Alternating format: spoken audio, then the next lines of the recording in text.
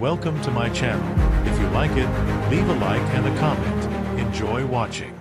The training hall aboard the interstellar vessel Dracos Prime trembled under the force of raw power and unrelenting noise.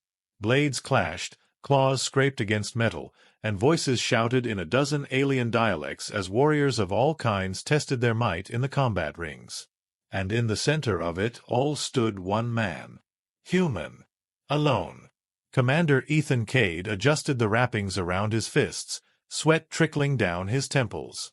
His combat suit hugged his frame tight, flexible enough to move in but offering little protection. Around him, monstrous warriors watched with amused snarls and glowing eyes. None of them expected him to last more than a few seconds. Especially not her. Zayla Varn stepped forward from the edge of the ring, silver-skinned and cold-eyed, her lean frame pulsing with coiled strength. She was the Yrel Dominion's elite, undefeated in over 70 sanctioned matches, trained from infancy in the brutal rites of blade and blood. Her reputation was one of legend. Ruthless, beautiful, deadly. And right now, she was smirking. "You look like you're here by mistake, human," she said, voice rich with venom. "Or perhaps you wandered in thinking this was a dance floor." Ethan said nothing. He tilted his head, cracking his neck slowly, and then raised his hands into a basic but solid stance. The crowd chuckled. She didn't. She burst into full laughter, loud and clear, echoing off the steel walls like a thunderclap. "You seriously plan to fight me bare-handed?" She moved in a slow circle around him, golden eyes scanning every inch of his body. "Is this courage or insanity?" He moved with her, unblinking, balanced. "Come. Does it matter?" Ethan asked. Her smile faltered for just a moment. Then she launched forward. Her first strike came low, fast, designed to take out his footing. He jumped over it. The second strike came high, a sweeping backhand aimed to knock him out cold. He ducked beneath it and spun behind her. The third strike was a kick, powerful enough to dent reinforced steel. He caught it with both hands and twisted. She stumbled. The crowd silenced. Zayla righted herself quickly, but something in her eyes had changed. She was still confident, but now she was focused. The playful cruelty was gone. She lunged again, this time faster, blades forming from her gauntlets, but Ethan stepped aside at the last instant, and with a swift elbow to her side, he sent her reeling once more. He didn't press the advantage. He simply stood there. "You mock what you don't understand," he said, voice low but steady. "That always leads to regret." Zayla's chest rose and fell with quick breaths. Her fingers tightened around her blades. For a long second, she didn't move. Then she deactivated her weapons and walked away, without another word. That night, Ethan stood at the viewport, watching the drifting stars, arms crossed as silence filled the room. He heard the hiss of the door behind him. No alarms. No footsteps. Just presence. Zayla didn't speak when she entered. She merely stood beside him, watching the same stars. "You should have lost," she said after a while. "By all logic, you should have been broken in minutes." Ethan glanced sideways, but she didn't meet his gaze. "You looked at me like I was just another obstacle," he said. "And you were wrong. You moved like someone who's seen war," she added, voice quieter now. "Real war. Not just the glory parades my people crave." "I've seen enough to know when pride gets people killed," Ethan answered. Her eyes flicked to him, unreadable. Something cold and sharp in her demeanor had softened, just a fraction. "You're still fragile," she murmured. He smirked. "So are explosives." For a moment, neither spoke. The air between them buzzed with unsaid thoughts. She stepped back toward the door, but before she left, her fingers brushed against his hand. Brief. Deliberate. And then she was gone. Ethan stared after her, a small smile playing at his lips.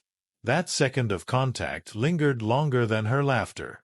The twin moons of Virex 9 drifted like slow ghosts across the black sea of space. From the observation bay of the Dracos Prime, their pale glow bathed the floor in cold light. Ethan stood alone, arms folded, his shoulders still sore from the earlier sparring match, but his thoughts weren't on the pain. He kept replaying the fight in his mind, her laughter, her strikes, her fury, and most of all, her eyes when she realized he wasn't just another fragile human. There had been confusion there, and something else he couldn't yet name. The soft hiss of the door interrupted his thoughts. He didn't turn. "I should have broken you." Zayla's voice. Closer than he expected. Controlled, but not as sharp as before. He let out a short breath. "You almost did." She stepped up beside him, arms crossed, gaze fixed on the moons. "I've broken larger warriors. Faster ones. Even cybernetic constructs from the Drac Warlands. And yet, you slipped through everything." He finally looked at her.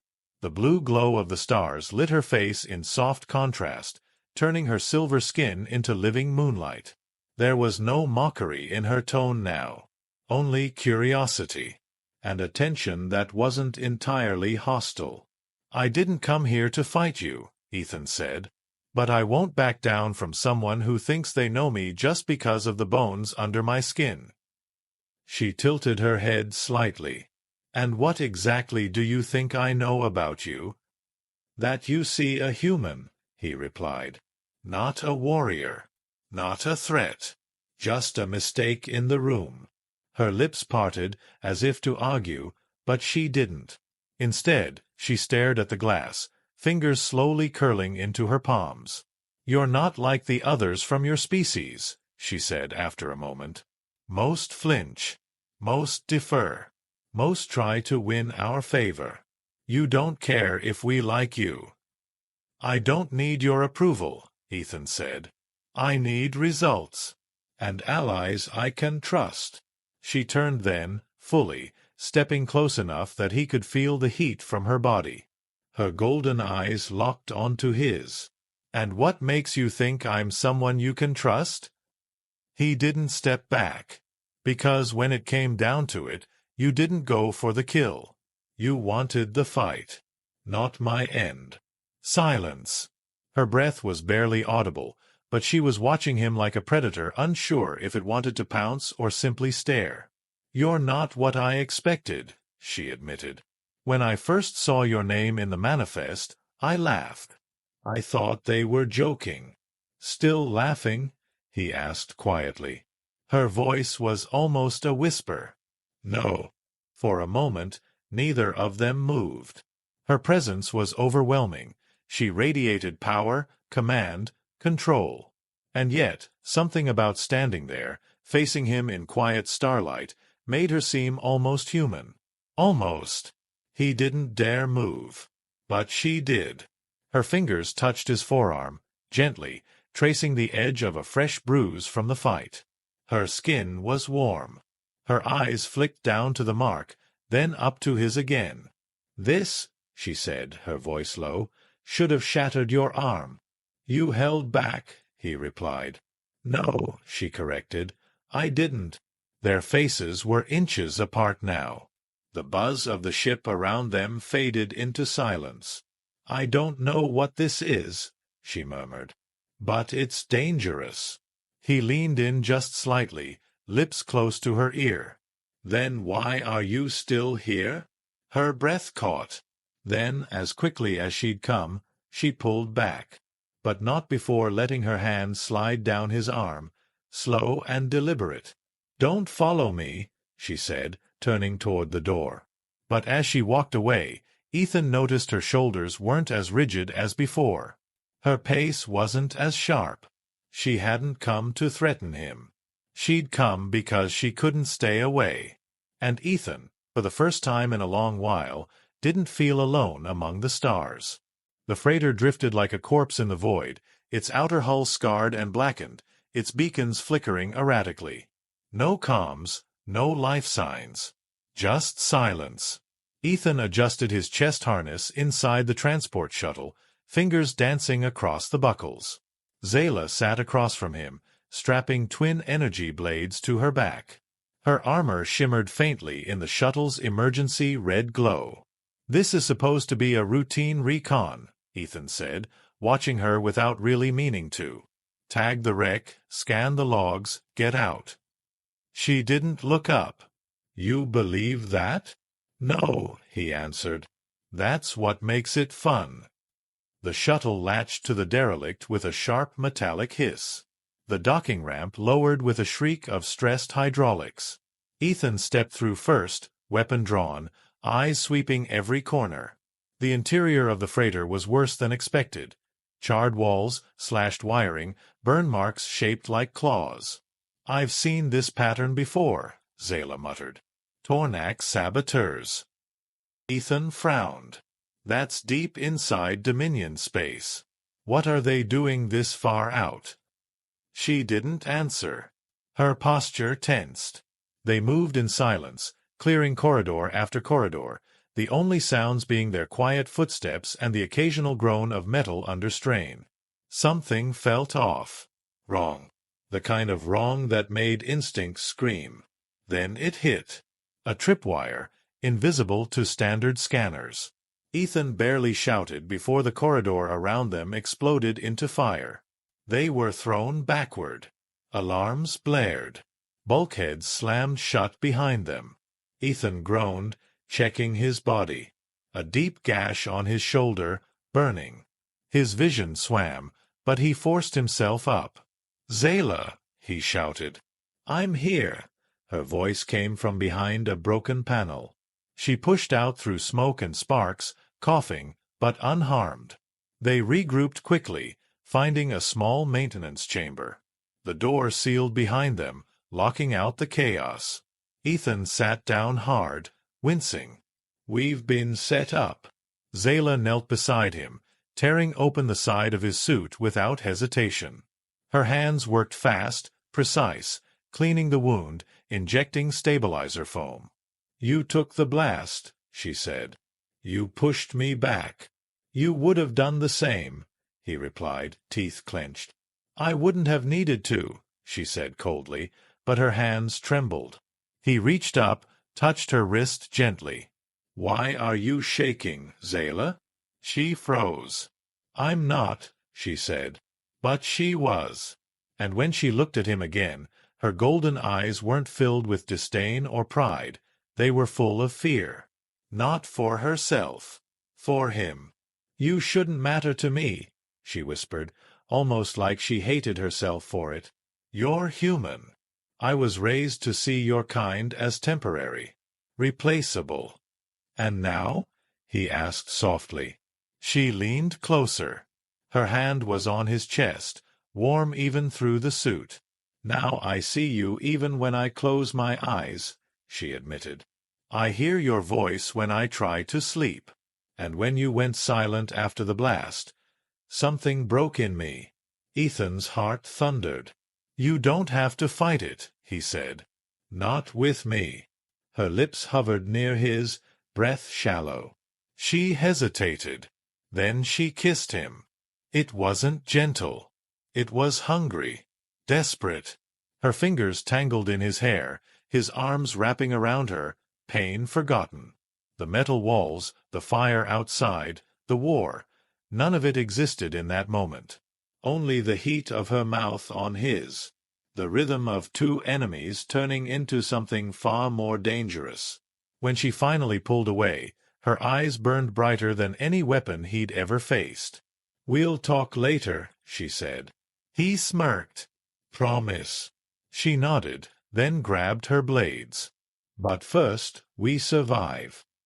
He stood, ignoring the pain, and followed her out of the chamber. Together, they walked back into the fire. Draco's Prime floated above the burned sky of Virex 9, surrounded by debris fields and long trails of drifting smoke. In the aftermath of the ambush, the warship had returned to high orbit, licking its wounds, while Command tried to understand what had gone wrong. Ethan didn't care about the politics. Not now. His arm throbbed from the injury, though the painkillers dulled most of it. But it wasn't the pain that kept him awake. It was her. The infirmary lights hummed softly as he sat on the edge of the bed, half-dressed, his eyes locked on the doorway. Waiting. She came, of course. Zayla entered without a word. No armor. Just a sleek utility uniform, her long silver hair tied back, her expression unreadable. She didn't ask permission before stepping close and scanning him. "You were supposed to stay in recovery for another 6 hours," she said. "I heal fast," Ethan replied. "That's not the point." He looked up at her, voice quieter now. "They sent us into that trap knowing exactly what they were doing."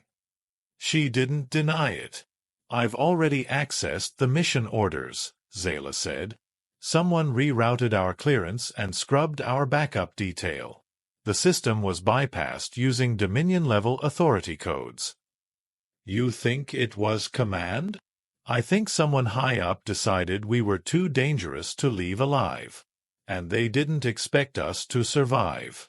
Ethan stood slowly, ignoring the way his muscles pulled at the fresh wound. "So they fear us now." She looked at him, eyes searching his face. "They fear what we represent." "And what's that, exactly?" She took a step forward, her voice lower. "A bond they can't control. A threat to the old ways."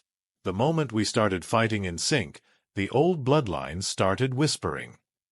His hand brushed her waist lightly. She didn't flinch. "You think they'll try again?" Her gaze was steady. "They already are. Intelligence reports a fleet massing in the next sector. Not pirates. Organized. Quiet. Too quiet." He nodded, absorbing the information, but his focus wasn't entirely on the mission. Not anymore. His eyes trailed down her cheek, the edge of her jaw, the slight tilt of her lips as she watched him back. "You're different here," he said. "When it's just us. You drop the mask. You make it hard to keep it on," she admitted. "I'm not asking you to change. But you're changing me." Silence stretched, thick and charged. Then her hand found his injured arm. She touched it gently, fingertips grazing the scar forming along his bicep. The look in her eyes wasn't pity. It was fury. "You took a hit meant for me. Again." He moved his hand to her cheek, thumb resting just below her eye. "I'd do it again tomorrow. I'm not worth that." "Yes, you are," he said, no hesitation. Her walls cracked further. She leaned into his touch, exhaling slowly. When she kissed him this time, it wasn't frantic like before. It was deeper, slower, full of meaning. Her hands slid over his bare shoulders, careful around the wound, but desperate in every other way. His arms wrapped around her waist, pulling her close, pressing her into him. Time bled away. They didn't rush. They didn't need to. Every movement was a statement, every breath shared. This wasn't confusion anymore.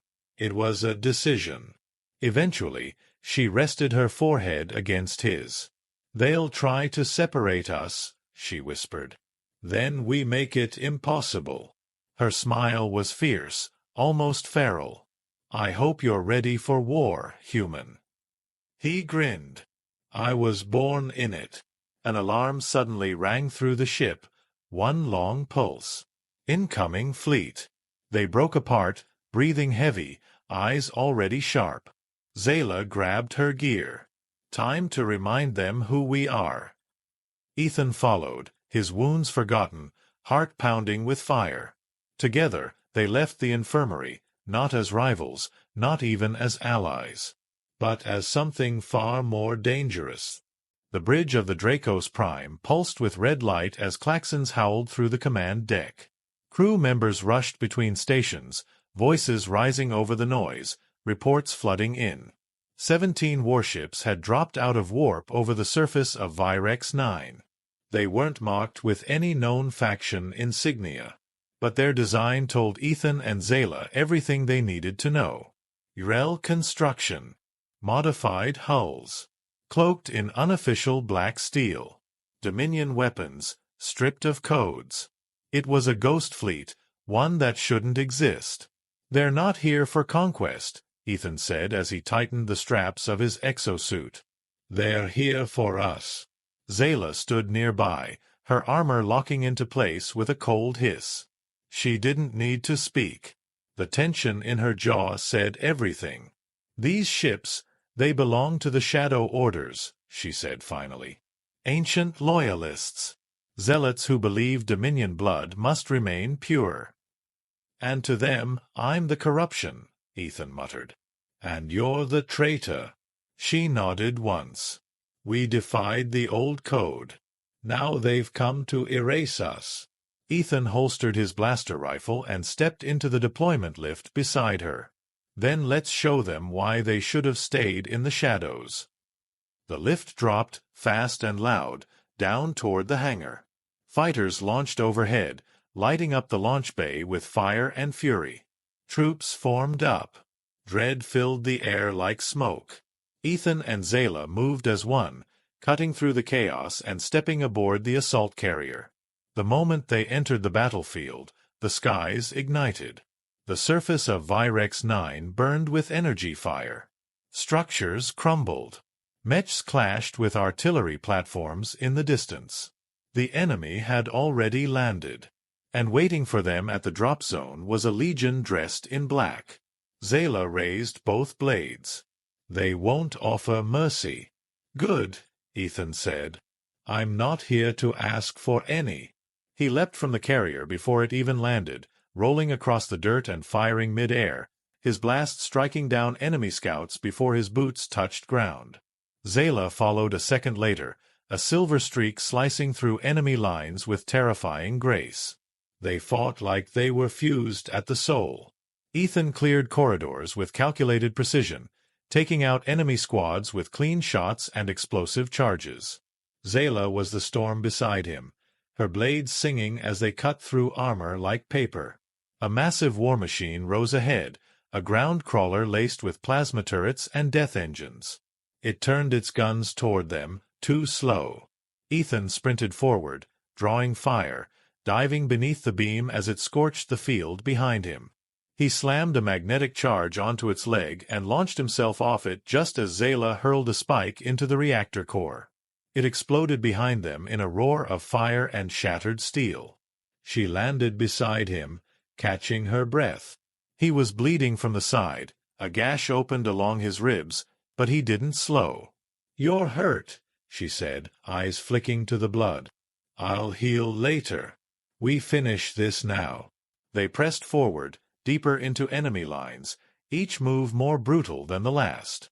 The soldiers around them fell one by one, until only silence remained and the enemy command ship hovered in the distance.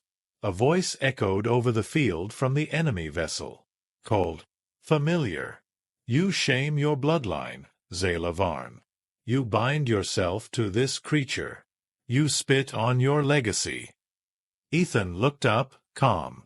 Nice of them to notice. Zayla didn't hesitate. Legacy means nothing if it's built on hatred. She reached back, handed Ethan one of her energy blades. "You remember how to use this?" He ignited it with a hum. "I remember everything about you." They ran. Through falling ash and cracked earth, through fire and fury, toward the final ship. Zayla leapt first, landing on the enemy hull with feline grace. Ethan followed, using the grappling line to pull himself up. Together, they tore open the access hatch and descended into the heart of the beast. Inside, the command core was lined with Dominion officers who had once praised Zayla. Now they raised their weapons at her. She didn't falter. They cut them down without mercy. At the center console, Ethan planted the overload charges. Lights dimmed. The ship's alarms cried in panic. They escaped through the vent core just as the explosion split the sky in two. The force hurled them into the open, crashing against the earth. They lay side by side in the grass, chests heaving, smoke rising all around them. Zayla turned her head toward him. "You fight like you've got nothing left to lose." He looked back, blood on his lips, smiling through it. "I fight like I finally found something worth dying for." She reached for him, her hand sliding into his. "No," she whispered. "You live. For me." He squeezed her fingers tight. "Always." The world was quiet in the aftermath. Virex IX's skies had cleared, the smoke had thinned, and the fires had died down, leaving only the soft hum of cleanup drones and the occasional flicker of distant plasma burns. The battlefield no longer groaned with war cries or explosions. It breathed, heavy and alive, but no longer bleeding. Ethan stood at the edge of the forward ridge, staring down at the scorched plains.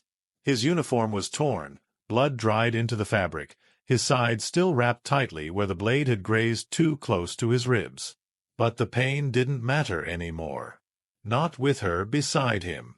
Zayla approached in silence, still wearing her armor, though her helmet was tucked under one arm. Her silver skin was marked with soot and dirt, but her eyes were bright. Golden. Alive. "They've withdrawn," she said, her voice quieter than usual. "The surviving ships retreated into deep space." Ethan nodded. "They won't regroup. Not after what we did. They thought killing us would end something." She paused. "Instead, it started something they can't stop." He looked at her then, really looked, this alien warrior who once mocked him, tested him, and challenged everything he believed.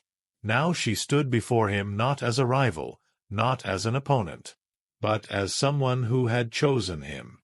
Fully.